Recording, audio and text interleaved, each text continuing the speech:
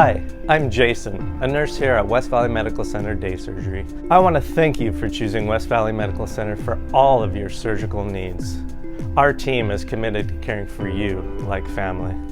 Knowing more about what's going to happen in your recovery process makes it a little bit easier and less stressful. After your procedure, you will come here to the recovery room where we will monitor your vitals, control your pain, and make sure you're more awake.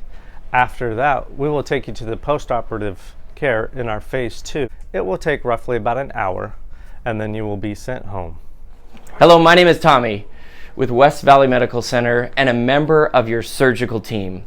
I'm here today to get you ready to go home. You've had a surgery, and now we're going to go over all of your discharge instructions, make sure you understand what to look forward to. First of all, you're going to be on a regular diet. Our suggestion is to advance your diet slowly. Start with the foods that are light, bland in flavor, slowly advancing throughout the day today. If at any time you start to have nausea, go back to clear liquids and stay there until your nausea is resolved. Our paperwork says if you go 8 to 12 hours with unresolved symptoms, contact your physician right away. However, I feel like 12 hours in misery is a little too much. I'm going to change the wording to say, if you have subsequent or additional nausea or pain that is not covered by the medications prescribed to you, contact your physician right away. We don't want you to drink any alcohol for 24 hours, even though I told you to go on a regular diet. That's not part of your diet for 24 hours, or while taking opioids. Do not make any important personal or business decisions or sign any legal documents for 24 hours. I like to tell my patients at this time, avoid Amazon, eBay, or any other shopping websites for 24 hours. Don't drive an automobile or operate hazardous machinery for 24 hours, and no strenuous activity, such as heavy work, sports, or lifting greater than 10 pounds for 2 weeks. I want to talk about opioids for a couple of minutes only because it's a soapbox of mine. It's something that's very important. Opioids are addicting, they're habit forming, and constipating. When I talk about opioids, I don't want to scare you away from taking them because after surgery, there's a high possibility you will need them. However, I want you to get a plan in place that you can get off of them as soon as possible. I do want you to take them because if you don't, and you try to fight through it, sometimes you'll get too far behind on the pain. And if that's the case, it's going to take you twice as many opioids to catch back up on the pain. So do take them, but get a plan in place that you can get off of them as soon as possible. Our country is in a crisis and it started in post-op. We want you to make sure to get off of your opioids as soon as possible. Anesthesia can make you sleepy today. It's good to get extra rest. Adult supervision is absolutely necessary for 24 hours. Just make sure someone is watching over you and knows to call your physician if anything happens. To help alleviate swelling, ice may be applied to the operative site. Some people say 20 minutes on, 20 minutes off. I say it is so much easier to go on the 30. So you put it on at 12, you take it off at 12:30. You put it on at 1, you take it off at 1:30. If you do it that way, it just makes it a lot easier. And for me personally, if something's easier, I tend to do it more consistently. Our paperwork says elevate the extremity for blank hours.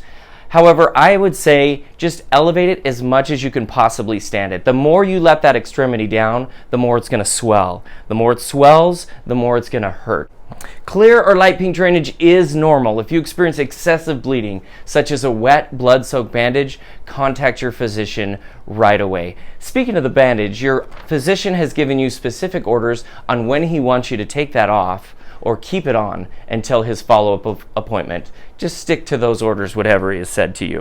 You can either shower in a couple of days or you can shower tomorrow. Whatever your physician says, stick to those orders. It's important. Signs of infection include fever, excessive swelling, heat, drainage, or redness. If any of these occur, contact your physician right away. I tell all of my patients after a major surgery, which you had today, check your temperature at least twice a day for 2 weeks. The reason for that is fever is going to be one of the first signs of post-surgical infection. And post-surgical infections can go really bad really fast. Help yourself out just by keeping a track of what your temperature's doing so that you can contact your physician if it ever gets up close to that magical fever number, which is 100.4. Also, if your physician has asked you to change the dressing in a couple of days, I want you to pay close attention to the surgical site.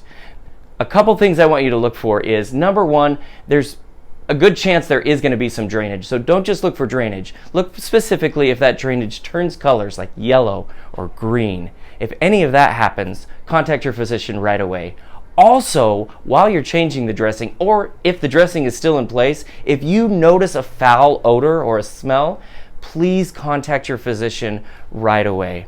And the last thing to look for in that surgical site is if the tissue, we use the term boggy, but I'm going to use the term for you, fragile. If the skin around that surgical site is fragile, weak, and just feels like it's not holding on, or if you have any concerns about what it looks like at all, go ahead and give your physician a call as soon as you notice that. He or she would like to know if any of that is going on. When it comes to your procedure and recovery process, if you have any questions or concerns, please be sure to contact your doctor. We are here to support you throughout your recovery, so please look to us. We do also have a consultant nurse line that you can call at any time 24/7, 208-455-3995. And once again, thank you for choosing West Valley Medical Center for all of your surgical needs.